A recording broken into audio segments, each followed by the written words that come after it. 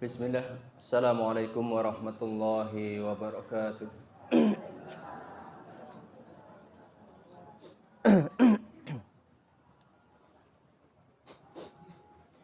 Alhamdulillahirabbil alamin wa bihi nasta'in wa ala amri dunya waddin. Wassalatu wassalamu ala asyrafil anbiya'i wal mursalin wa ala alihi wa ashabihi wa man tabi'ahu bi ihsanin ila yaumiddin, amma ba'd. Jamaah pengajian yang dirahmati Allah Subhanahu wa taala. Mari yang pertama kita bersyukur kepada Allah Subhanahu wa taala yang sampai sore hari ini masih memberikan banyak sekali kenikmatannya kepada kita. Khususnya adalah nikmat iman dan nikmat Islam, istiqomah, itu komitmen mengerjakan ketaatan sampai hari yang ke-23 ini. Semoga nanti keistiqomahan kita dalam mengerjakan ibadah-ibadah di bulan Ramadan ini berlanjut sampai Ramadan selesai, dan kita lanjutkan sampai akhir hayat kita berjumpa dengan Allah Subhanahu wa taala. Salawat dan salam semoga tetap tercurah kepada junjungan kita Nabi besar Nabi Muhammad sallallahu alaihi wasallam, kepada keluarga beliau, para sahabat-sahabat beliau, para tabi'in, para tabi'ut tabi'in, para alim ulama dan umat Islam yang istiqomah hingga hari kiamat nanti. Jamaah sekalian umat Allah Subhanahu wa taala, insyaallah kita akan melanjutkan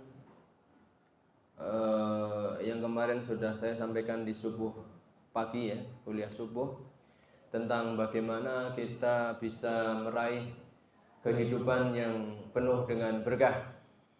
Ini semuanya kemarin hadir napa mboten nih? Hadir ya. Masih ingat ibu-ibu? Yang pertama apa? Lali. Yang pertama adalah kita beriman dan bertakwa. Insya Allah dengan beriman dan bertakwa, Allah Subhanahu wa taala akan menurunkan berkahnya kepada kita dari langit dan dari bumi. Sebagaimana disebutkan dalam surat Al-A'raf ayat 69. Walau anna ahlal qura amanu wattaqau la fatahna alaihim barakatim minas sama'i wal ard. Seandainya penduduk bumi beriman dan bertakwa, Allah Subhanahu wa taala akan membukakan keberkahannya, pintu-pintu keberkahannya dari langit dan dari bumi. Kemarin saya contohkan tentang negeri Sabah ya, negeri Sabah yang subhanallah ya, disebut oleh Allah Subhanahu wa taala dengan baldatun thayyibatun wa rabbun ghafur. Negeri yang baik, kemudian negeri yang penduduknya juga diampuni oleh Allah Subhanahu wa taala. Kemudian yang kedua adalah apa, Bu? Menjaga hubungan dengan Al-Qur'an. Jadi semakin kita dekat dengan Al-Qur'an, semakin kita sering membaca Al-Qur'an, maka keberkahan Allah Subhanahu wa taala kepada kita akan semakin banyak ya. Hidup kita akan diberkahi oleh Allah Subhanahu wa taala. Kemarin saya kisahkan seorang ustadz yang ada di Klaten ya, yang dengan Masya Allah dengan beliau dekat dengan Al-Quran, hafal Al-Quran ya. Beliau kuliah di Mesir ya. Akhirnya bisa bertahan hidup di sana, bahkan sampai sudah lulus itu ya, ketika Ramadan itu jarang ngimami di Indonesia, ngimaminya di luar negeri. Kemudian yang ketiga adalah silaturahim, menjaga silaturahim, menjaga hubungan baik dengan orang tua itu ya. Dengan saudara kandung, kakak adik, itu namanya menjalin hubungan silaturahim.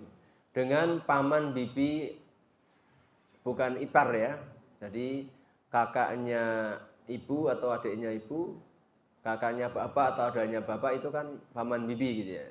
Bukan istri dari paman, bukan suami dari bibi kita, bukan. Tetapi yang dijalin hubungan, yang dimaksud dengan silaturahim adalah menjalin hubungan dengan orang-orang yang memiliki hubungan rahim, kerabat dengan kita. Nah, kalau kita berkunjung ke ustadz kita, ke guru kita, ke teman dagang kita, teman sekolah kita, apakah itu bisa disebut dengan silaturahim? Ya.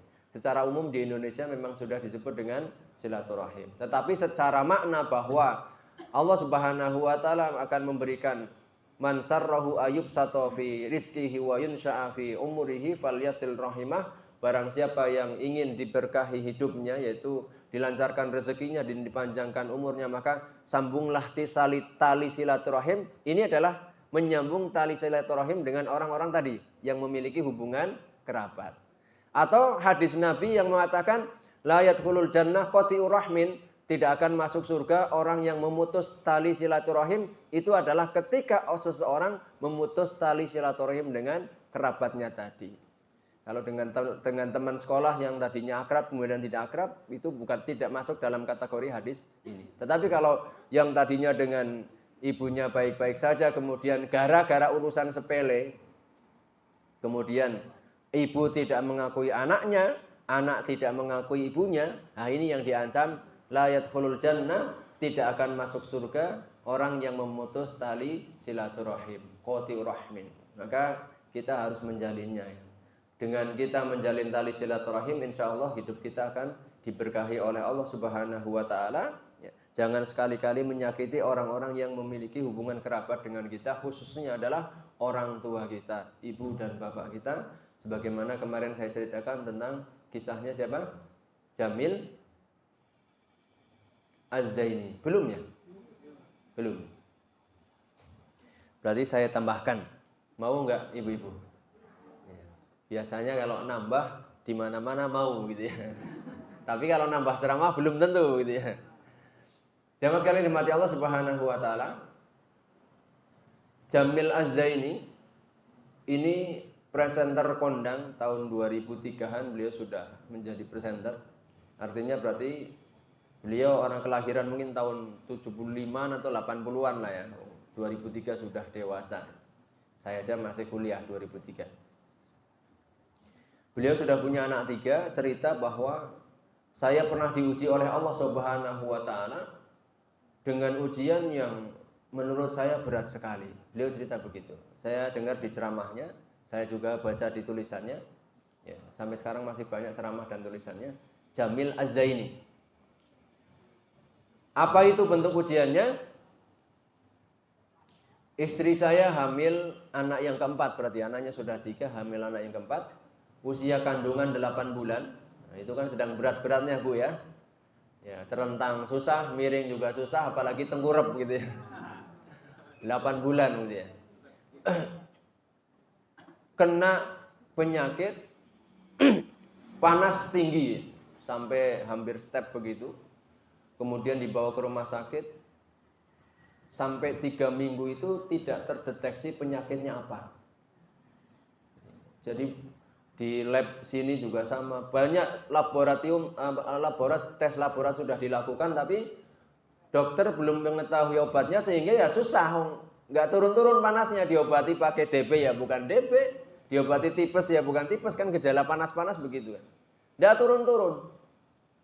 Bahkan sampai di pekan yang ketiga tidak sadarkan diri, masuk ke ruang ICU. Itu sudah habis uang tabungannya, beliau cerita begitu. Sudah habis. Kemudian suatu pagi itu dokternya pas visit itu bilang ke Pak Jamil Az-Zaini, Bapak, kita izin mau ganti obatnya.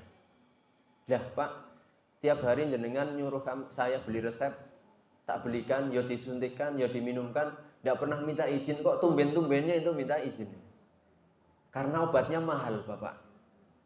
Ini Ibu harus disuntik sehari 3 kali. Sekali suntikan 12 juta. 12 juta tahun 2003, bukan sekarang Pak. Ya.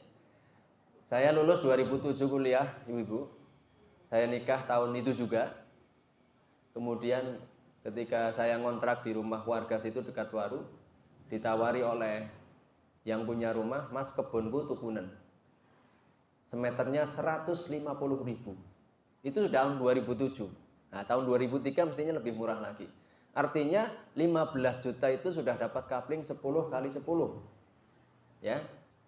Berarti kalau sehari 12 juta, sekali suntik 12 juta, 3 kali berarti 36 juta. Mungkin tahun 2003 dapat kaplingan 3 kapling. Hari ini 600 juta. Nyuntik istrinya yang sakit sehari 600 juta, siapa yang enggak keliyeng-keliyeng kepalanya? Uang dari mana begitu. Sebentar Pak Dokter, tolong coba diuji lagi di laborat. Sementara jenengan nguji, saya tak minta sama yang maha kuasa. Akhirnya beliau muslim kan, muslim yang taat. Beliau masuk ke ruang ICU, ke musola samping ruang ICU. Beliau sholat 2 rakaat. Kemudian beliau berdoa yang sangat panjang memuji kepada Allah Subhanahu wa taala dengan puji-pujian yang sangat indah. Kemudian beliau mengatakan seperti ini, "Ya Allah, saya paham betul bahwa setiap kebaikan pasti akan dibalas oleh Engkau.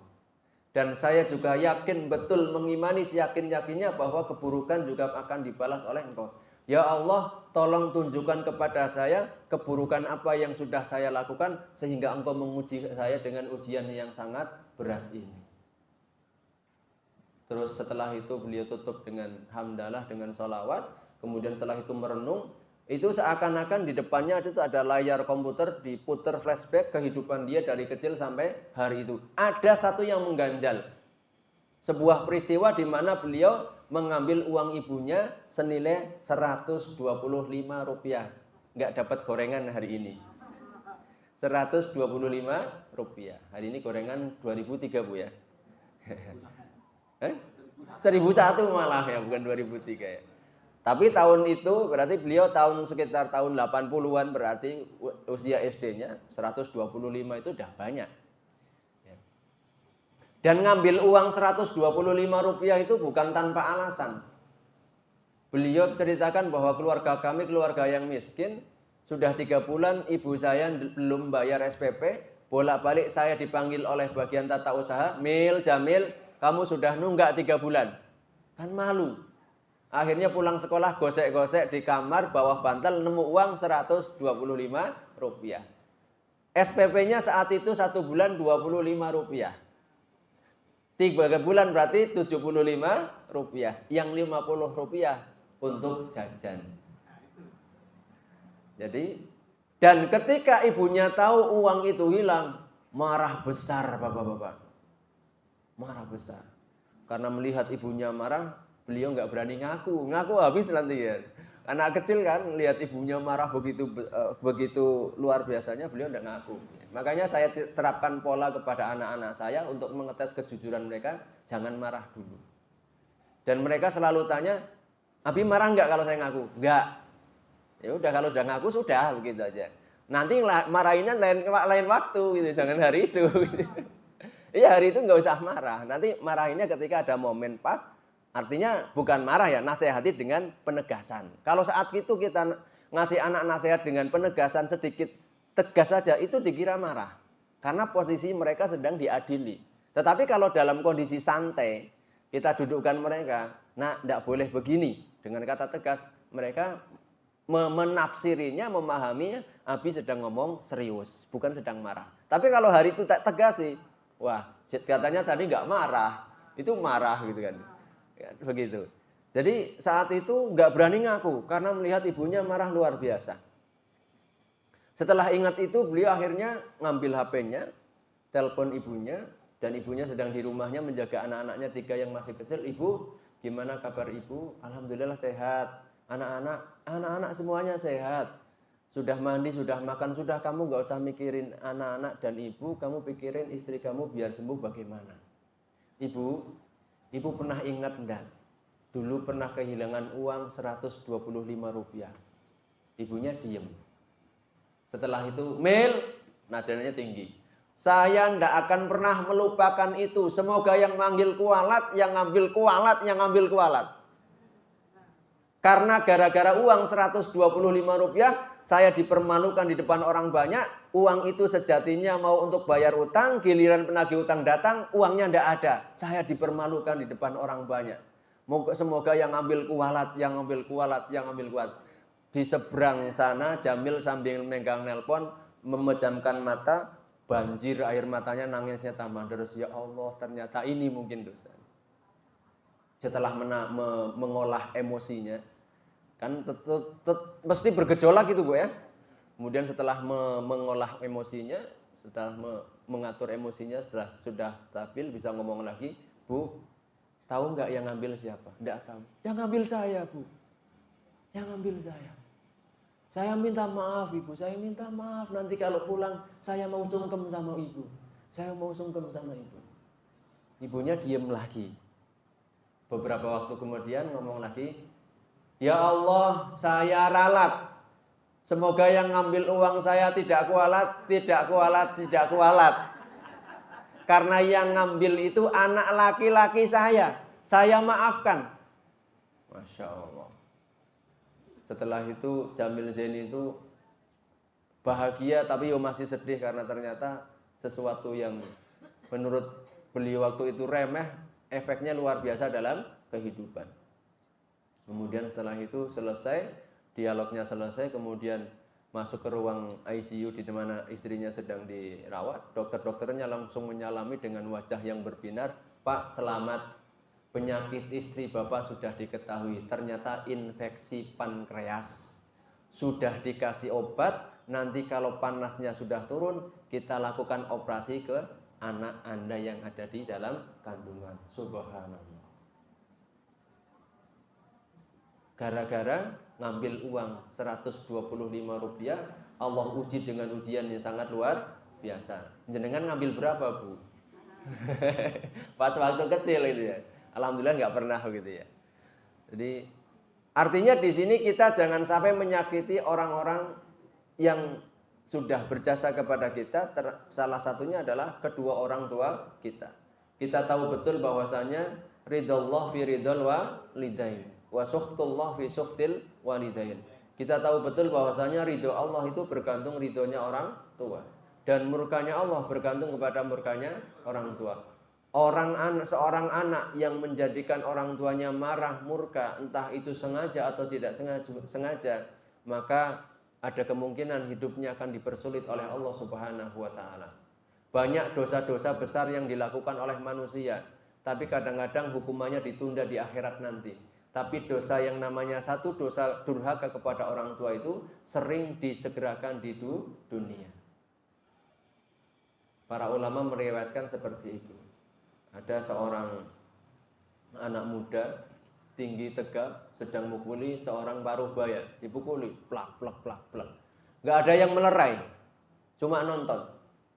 Ketika ditanya, itu siapa yang anak muda yang sedang mukuli orang tua? Yang dipukuli itu ayahnya, yang mukuli itu anaknya. Itu kayaknya karma Mas. Dulu bapaknya ya suka mukuli bapaknya. Disegerakan di dunia. Bukan karma itu hukuman yang disegerakan oleh Allah Subhanahu wa taala di dunia. Maka jangan sekali-kali kita durhaka kepada orang tua kita. Sebaliknya kita harus menjalin tali silaturahim yang baik dengan orang tua kita. Dalam surat Al-Luqman kan dijelaskan, wa in jahadaka an tusyrika bima laisa laka bihi ilmun fala tuti'huma. Kalau orang tua kalian memaksa kalian untuk musyrik. Musyrik itu apa ibu-ibu? Menyembah selain Allah. Ini dosa, biangnya dosa. Akbarul kabair, dosa besar yang paling besar, itu adalah syirik. Itu aja kalau ada orang tua maksa anaknya untuk melakukan dosa besar yang paling besar, itu kata Allah, jangan kamu ikuti, wa qul lahuma qaulan ma'rufa, tetapi kamu harus ngomong yang baik dengan orang tua. Enggak boleh sok pinter, enggak boleh sok menggurui dan seterusnya, apalagi membentak-bentak orang tua. Nah, ini disuruh untuk melakukan dosa besar saja, kita harus tetap andap asornya, unggah-ungguhnya kepada orang tua harus tetap dijaga. Apalagi orang tua kita muslim. Muslim yang baik, salat 5 waktu. Cuma nyuruh ngangkat jemuran aja jadi masalah gitu ya. Nah, ini biasanya anak-anak usia SMP itu lagi angel-angelnya dikon gitu ya. Disuruh jemur, di jemurannya masih ada jemuran yang lama itu nggak mau. Tadi disuruh jemur, ternyata suruh ngangkat juga. Ya Allah gitu ya. Enggak apa-apa tuh diangkat dulu nanti dijemur ya. Jemur ya tumpuk-tumpuk begitu ya. Yang penting cementel begitu ya. Sudah selesai ya. Nah kalau musim hujan kan nggak kering-kering ya. Ya alhamdulillah masih mau gitu ya. Ada kan saya kemarin lihat video itu seorang anak gadis usia SMP itu ngoyak ibunya bawa pisau ibu-ibu. Ya ibunya bawa pisau, diacung-acungkan sama tangganya dilerek dipisah. Jangan, Dok, jangan. Ada tulisan berjalan di bawahnya bahwa si anak ini ngamuk gara-gara minta skincare nggak dibelikan sama ibunya. Pengen cantik kayak teman-temannya, modalnya nggak ada, minta sama orang tua nggak dikasih, ngamuk, insya Allah. Nah ini kan berarti kita perlu meluruskan, mendidik akhlak dan adab yang lebih kenceng lagi di hari zaman yang serba luar biasa hari ini itu terhadap anak-anak kita. Jamaah sekalian dimati Allah Subhanahu wa taala, ya. Itu tadi ya bahwa kita harus menjaga tali apa Bu? Silaturahim dengan orang tua kita, saudara-saudara kita. Nanti buktikan ya bahwa silaturahim itu bisa mendatangkan berkah. Idul Fitri nanti jenengan silahkan sowan silaturahim ke bapak ibu. Udah bawa gula 1 kilo, bawa teh 5 biji ya. Sama biskuit Roma 1. Dijamin pulangnya di motor cemenelnya banyak ya. Beras dibawakan gitu. Ayam goreng dibawakan, ayam hidup ya dibawakan katanya. Ini buat ingon-ingon si Tole katanya pengen ngingu ayam. Pisang dibawakan gitu. Pokoknya sebarang kalir dibawakan. Itu berkah kecil-kecilan. Berkah yang paling besarnya bahwa orang yang birrul walidain sering silaturahim kepada orang tuanya, orang tua ridho, maka Allah akan ridho. Allah akan meridhoinya kalau sudah diridhoi Allah Subhanahu wa taala, apapun yang diinginkan akan dipenuhi oleh Allah Subhanahu wa taala. Maka ada seorang habib yang mengatakan, perlakukan orang tuamu seperti raja, maka rezekimu adalah rezekinya para raja. Jangan perlakukan orang tuamu seperti orang yang tidak berguna, tapi harus dimuliakan. Jamaah sekalian dimati Allah Subhanahu wa taala. Kemudian yang keempat, agar hidup kita diberkahi oleh Allah Subhanahu wa taala adalah rajin-rajin sedekah. Karena bagi orang yang bersedekah itu setiap pagi akan didoakan oleh para malaikat. Allahumma timun fiqon khalafan. Ya Allah, beri ganti kepada orang yang bersedekah. Semampunya, sedikit tidak apa-apa, banyak lebih baik. Yang penting jangan takalluf. Apa itu takalluf? Terlalu membebani diri tidak boleh. Dimungsuhi ngutang-ngutang, dimungsuhi macam-macam ya, dalam rangka untuk bersedekah, sementara dia nggak punya pandangan untuk menutupnya. Akhirnya terlilit hutang, yang disalahkan sedekah. Gara-gara sedekah saya terlilit hutang. Maka semampu kita. Rasulullah Shallallahu Alaihi Wasallam adalah teladan terbaik dalam sedekah ini. Pernah ada seorang sahabat namanya Hakim datang meminta sesuatu kepada Rasulullah, dikasih Pak. Sudah dikasih, minta lagi, dikasih lagi, minta lagi, dikasih lagi. Sampai Nabi mengatakan, saya sudah nggak punya apa-apa lagi. Sudah habis. Kalau mau minta lagi sudah nggak ada apa-apa lagi. Sering begitu Rasulullah. Dalam riwayat itu Rasulullah pernah memberikan nafkah untuk istrinya itu untuk 1 tahun ke depan. Gelondang di depan. Cash di depan. Padahal istri beliau bukan 1. Jadi 1 istri nafkah untuk 1 tahun, 1 istri begitu. Ini bapak-bapak nafkah untuk istrinya cash di depan atau di belakang? Nanti kayak listrik prabayar itu. Dipakai dulu baru bayar belakangan gitu. Ngebon dulu gitu ya. Jadi Rasulullah itu kaya. Tapi dalam kehidupan sehari-hari itu Rasulullah sering pulang itu di rumah tidak ada sarapan. Kenapa? Karena istri-istri beliau juga orang-orang yang sangat dermawan. Nggak pernah nolak kalau ada orang minta. Minta kasih. Akhirnya ya seadanya hidupnya. Kadang-kadang makan cuma pakai kurma sama air putih saja. Pernah beliau keluar di siang hari mengenjal perutnya karena lapar. Ketemu Umar, wahai Umar, kamu kenapa keluar? Kayaknya sama masalah kita. Ketemu Abu Bakar, kenapa kamu keluar? Kayaknya sama masalah kita. Lapar ini. Jalan-jalan akhirnya diambil ke para seorang sahabat, kemudian dibelah ke kambing dan seterusnya dikasih kurma, didoakan oleh Nabi semoga berkah keluarga itu. Masya Allah. Jamaah sekalian dimati Allah Subhanahu Wa Taala. Di bulan Ramadan Nabi tambah berkah sedekahnya. Karena Rasulullah ajwadun nas, kata Aisyah. Rasulullah itu orang yang paling dermawan. Wa kana ajwadu ma yakunu fi Ramadan, dan bertambah dermawan ketika bulan Ramadan. Makanya para sahabat radhiyallahu anhum itu ketika Rasulullah memerintahkan mereka untuk bersedekah karena melihat teladan, jadi Rasulullah itu bukan omdo. Bukan omong doang. Bukan nomon-nomon. Tapi ngomong juga praktek. Omong-omong apa, Pak? Saya kok melu-melu gitu. Beliau tidak hanya omong doang ya, tetapi beliau ngomong, beliau nyampaikan dan dia sudah praktek terlebih dahulu. Maka ketika Rasulullah memerintahkan para sahabatnya untuk bersedekah, mereka sudah melihat teladan dari Rasulullah, tidak tanggung-tanggung sedekahnya.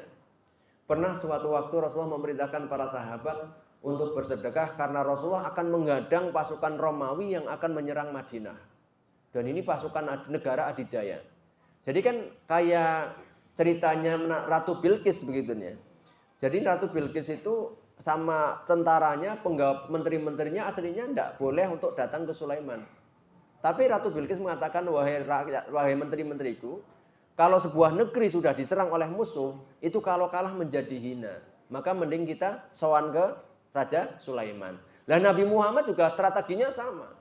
Daripada mereka menyerang duluan, diserang duluan. Tetapi jarak tempuhnya Masya Allah. Dari Madinah ke Tabuk itu 700 sekian kilometer. Sini Jakarta lebih, Pak. Dan itu harus ditempuh dengan kendaraan onta. Satu onta itu ataupun orang jalan kaki itu satu hari cuma 30 kilo. Berarti kalau 700 itu sekitar 2 bulan. Perjalanan 2 bulan. Panas, mengarungi padang pasir, maka butuh uang yang banyak. Butuh perbekalan yang banyak. Maka Rasulullah memerintahkan para sahabatnya untuk bersedekah. Datanglah Abu Bakar As-Siddiq membawa seluruh hartanya. Datanglah Umar bin Khattab membawa separuh hartanya. Datanglah Utsman bin Affan membawa 400 dinar uang, Pak. 400 dinar uang itu sama dengan 4,14 miliar uang rupiah sekali infak. Belum ontanya 30, belum kudanya 50. Jadi masih banyak lagi. Ada lagi 2 orang yang infaknya itu bikin heboh. Yang satunya melebihi infaknya Utsman bin Affan, yang satunya sangat-sangat sedikit. Ini bikin gagap gembita orang-orang munafik mencela mereka, yaitu infaknya Abdurrahman bin Auf. Abdurrahman bin Auf itu punya punya emas sebanyak 800 uqiyah. Itu diberikan kepada Nabi yang separohnya 400 uqiyah. Saya konversikan, saya cari di internet itu 400 uqiyah itu sama dengan 12,7 kilogram emas. Siapa yang emasnya 12 kilo? Emas saya 70 kilo. Berat badannya berat badan emasnya 70 kilo. Bukan emas perhiasan tapi emasnya. Jadi sekali infak berapa? 12,7 kilogram. Kalau 1 gramnya aja adalah 1 juta, berarti 12,7 miliar. Masya Allah. Itu kata orang-orang munafik, pamer. Infak besar banyak-banyak. Terus ngasihnya terang-terangan lagi. Kalau nggak pamer itu apa namanya? Itu orang munafik. Ada lagi satu orang, namanya Abi Akil. Dia itu karena melihat teman-temannya pada infak, dia belum dapat apa-apa, maka semalaman dia cari obyekan, cari kerjaan. Dapat kerjaan nimba air di rumahnya orang Yahudi. Dapat kerjaan nimba air kemudian setelah nimba semalaman itu dikasih upah 6 kilogram 2 sok kurma, atau kalau kita konversikan ke kilogram 6 kilogram kurma. Datang kepada Nabi, wahai Nabi, saya tadi malam kerja dapat upah 6 kilogram kurma, ini yang 3 kilogram saya infakkan, yang 3 kilogram untuk keluarga saya. Sama separuh hartanya dengan Abdurrahman, tapi kan jomplang ya. Tidak bisa untuk beli emas 1 gram pun tidak bisa ya. Maka orang-orang munafik lihat itu gatel kalau nggak komentar. Mereka komentar, ya Abi Akil, innallaha ghaniyun an sa'ika hadza, wahai Abi Akil, Allah tidak butuh infak kurmamu yang cuma 3 kilogram. Masya Allah. Itu betul-betul menyakitkan Bapak sekalian. Abdurrahman yang infaknya banyak ya diomong, banyaknya luar biasa, yang sedikit ya diomong. Mereka infak enggak. Nah ini orang-orang seperti ini perlu dibina ini. Dibina maksudnya akhlaknya dibenerkan itu. Tidak boleh Pak membinasakan sesama manusia. Perlu dibina akhlaknya. Ya jangan waton cuma komentar, tapi harus tandang meskipun sedikit sebagaimana Abi Akil. Jadi Abi Akil mencontoh Rasulullah berusaha berinfak ya. Karena mereka yakin bahwa dengan infak itu Allah Subhanahu wa taala akan memberkahi hidup mereka, akan didoakan oleh para malaikat, akan diberikan ganti yang lebih baik. Maka Allah Subhanahu wa taala yang Maha tahu bahwasanya Abdurrahman bin Auf itu orang yang sangat mulia, orang yang mukhlis, orang yang sangat ikhlas, bukan hanya kali itu saja beliau infak banyak, sering. Dan Allah juga tahu bahwasanya Abi Akil itu sudah sungguh-sungguh, nggak punya apa-apa, maka dalam rangka biar bisa infak, yang lain tidur dia kerja. Nah itu kan kesungguhan yang luar biasa. Nah kok itu dihina? Maka Allah Subhanahu wa taala bela dengan turunnya surat At-Taubah bahwa orang-orang munafik walladzina yalmizunal muttawwi'ina minal mu'minina fis shadaqat walladzina la yajiduna illa juhdahum fayaskharuna minhum sakhirallahu minhum walahum adzabun alim. Orang-orang munafik itu suka nyinyir terhadap orang yang infak sukarela kayak Abdurrahman bin Auf, diomong. Terhadap orang yang infak sungguh-sungguh bekerja demi infak, diomong Abi Akil. Mereka menghinanya, maka Allah akan menghinakan mereka, dan orang munafik akan mendapatkan siksa yang amat pedih, langsung diungkap kebusukannya. Jadi Allah Subhanahu wa taala bela orang-orang yang sudah berinfak sungguh-sungguh. Jamaah sekalian dimati Allah Subhanahu wa taala ya. Kemudian ada salah satu orang yang betul-betul tidak bisa melakukan sebagaimana yang dilakukan Abdurrahman, sampai untuk melakukan yang seperti dilakukan Abi Akil aja tidak bisa, tidak punya apa-apa.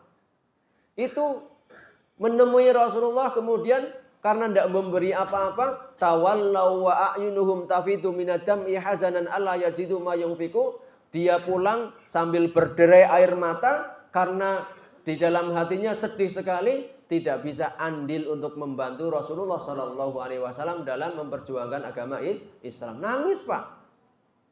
Nah kalau kita nggak bisa infak, nangis kenapa mboten? Nangisnya itu kalau deadline bayar daftar ulang itu kok belum dapat uang, ya. Atau jatuh tempo bayar utang kok belum dapat uang. Sahabat ini nangis semalaman nangis, nggak bisa tidur. Akhirnya beliau sholat ibu-ibu. Setelah sholat kemudian beliau berdoa. Beliau berdoa, ya Allah, saya tidak punya apa-apa untuk disedekahkan, maka malam hari ini saya bersedekah dengan kehormatan saya. Maksudnya apa?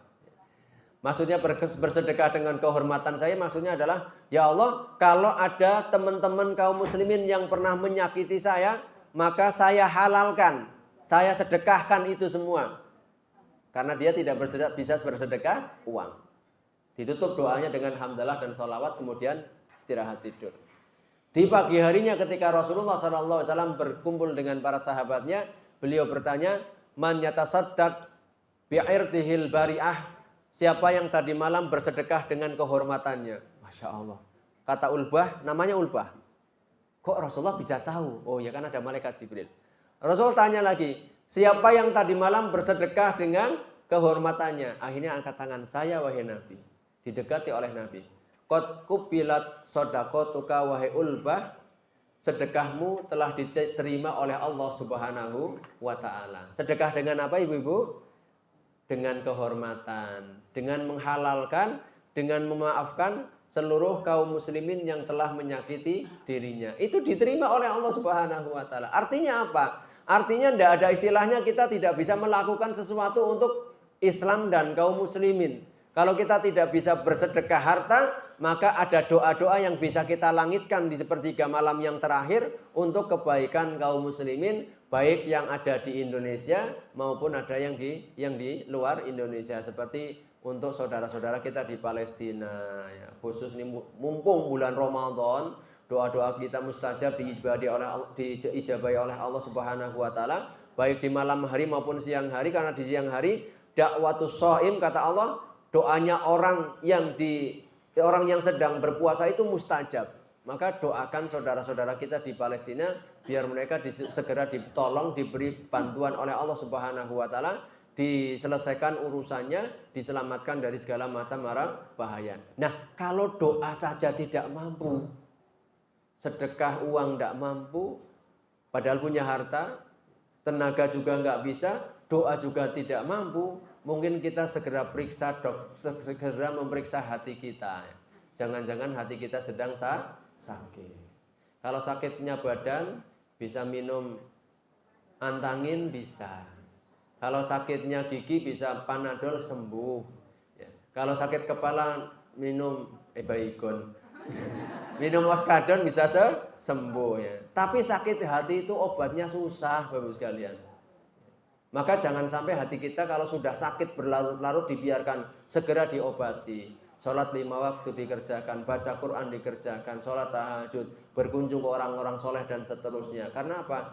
Karena kalau sakit terus tidak diobati, takutnya nanti mati. Orang yang hatinya sudah mati sementara orangnya masih hidup, itu ibarat jerangkong-jerangkong yang berjalan. Zombie. Kenapa? Karena hatinya sudah mati. Tidak ada bedanya dengan binatang. Tidak ada bedanya dengan binatang. Hidupnya cuma untuk makan dan minum, memuaskan nafsunya, sementara hatinya mati, tidak bisa mengingat Allah Subhanahu wa taala, tidak respect dengan penderitaan kaum muslimin, tidak peduli dengan pendidikan istri dan keluarganya, atau tidak peduli dengan sesamanya. Itu kalau orang hatinya sudah mati. Maka jamaah sekalian dimati Allah Subhanahu wa taala, tadi yang keempat ya, agar hidup kita diberkahi oleh Allah Subhanahu wa taala, rajin-rajinlah berinfak sedekah. Ya, karena dengan infak sedekah Allah Subhanahu wa taala akan memberkahi hidup kita, melipat gandakan harta kita baik di dunia maupun di akhirat pahalanya nanti. Saya kira cukup sampai sekian, semoga bermanfaat, kurang lebihnya kami mohon maaf. Akhiru da'wana alhamdulillahirabbil alamin. Wassalamualaikum warahmatullahi wabarakatuh.